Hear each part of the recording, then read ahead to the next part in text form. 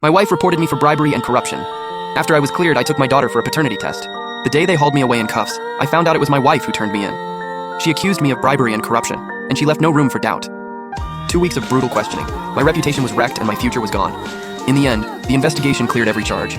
I got my name back and walked out the disciplinary commission's gate. I didn't go home. I took my daughter straight to the paternity testing center. If my wife could be that ruthless, I needed to know, is this child really mine? The commission's doors closed behind me, slow and heavy with a dull thud. The afternoon sun was blazing, like it could melt the pavement, but all I felt was bone-deep cold. That door separated me from hell for half a month, 15 full days. In that windowless room, they questioned me over and over, piece by piece, like they were carving me up. I fought like crazy to prove I was innocent, but the deadliest evidence came from the person beside my pillow. My phone buzzed and shattered the silence. "You're free. Don't come looking for me again." In the farce she directed, I got handed another life sentence. I stood there, numb, watching traffic rush by with nowhere to go. Home, to me now, felt more like a prison than that interrogation room ever did. Then my kid's kindergarten teacher called. Her voice had that careful, sympathetic tone. "Mr. Zhang, could you come pick up Xiaoli?" I snapped back to reality. Right, I still have my daughter, my only daughter. I took a cab to the kindergarten and saw that tiny figure at the gate. Xiaoli had a backpack on, sitting all alone on the steps, head drooping, so helpless. The second she saw me, her eyes lit up like two little stars. "Dad!" She ran straight at me, full speed, and slammed into my arms. I held her tight. My throat tightened and I couldn't get a sound out. "Where are we going to play?" She tilted her face up at me, pure, innocent, and confused. Those words, "real dad," felt like a dull knife sawing back and forth in my chest. I started the car and drove with no destination. The speakers played Xiaoli's favorite kids' songs, but that cheerful melody felt brutally ironic.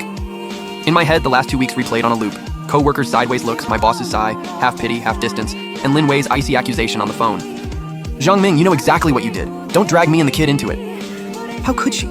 7 years of marriage. Was it all a joke? In the rearview mirror, Xiaoli's face looked so much like Lin Wei's. A crazy thought burst out, totally out of control, like vines wrapping around my heart. Is this child really mine? Once that thought showed up, I couldn't stop it. I yanked the wheel and the car turned onto a different road. "Dad, this isn't the way home. We're just gonna do a quick checkup."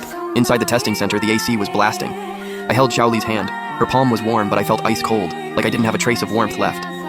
While we waited in line, I wanted to turn around and leave, again and again. What am I doing? I'm doubting my own child. But then that righteous face flashed in my mind again. The pain of being betrayed by the closest person to you. I couldn't calm down. A near-sick obsession pushed me. I had to know the truth. I needed an answer, one that would make me give up for good or lose my mind for good. "Dad, what is it? Does it hurt?" Looking at her little face, it felt like a boulder was sitting on my chest. I couldn't say a word. I sat alone on a bench in the waiting area. Around me were couples, some holding babies, smiling like they couldn't wait. Others looked tense, whisper fighting under their breath. They fit in. I didn't. I felt a loneliness I'd never felt before, wrapped in this absurd feeling that sank into my bones. A mid-level manager at a state-owned company, a key talent the unit was grooming, someone who thought of himself as honest, kind, family first, devoted. And here I was, using a piece of paper to prove my whole life. Ridiculous. Just ridiculous. 2 days later, the testing center called. "Mr. Zhang, your report is ready. Please come pick it up when you can." My heart clenched. My ears rang. It was like the whole world went silent. I stumbled into the testing center. The nurse at the front desk handed me a manila envelope. It was thin, but it felt so heavy I could barely hold it.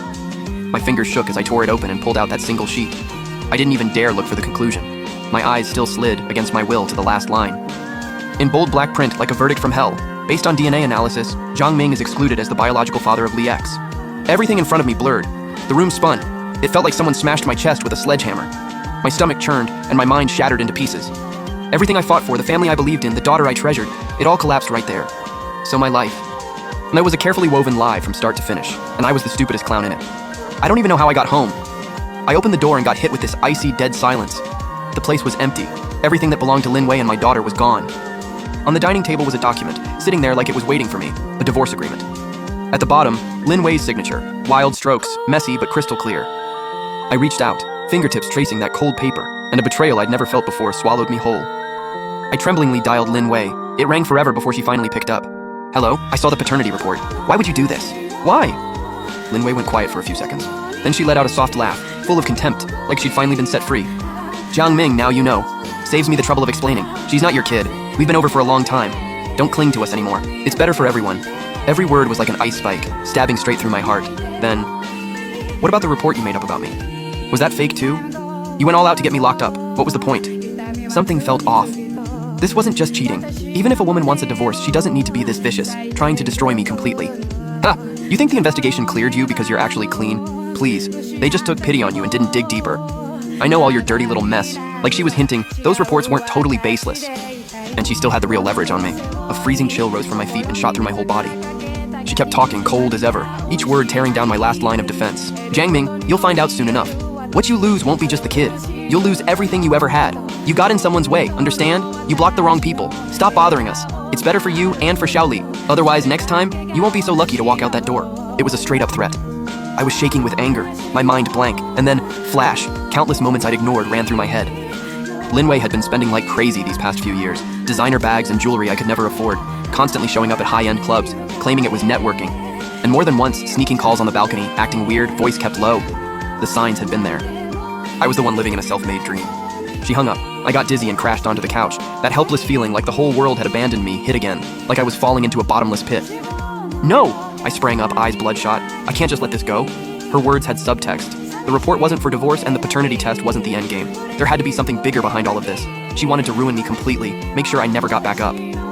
I rushed into the kitchen and opened my laptop. I started obsessively retracing every project I handled before I got reported. Details I'd overlooked suddenly turned razor sharp in my mind, and a blurry outline began to take shape.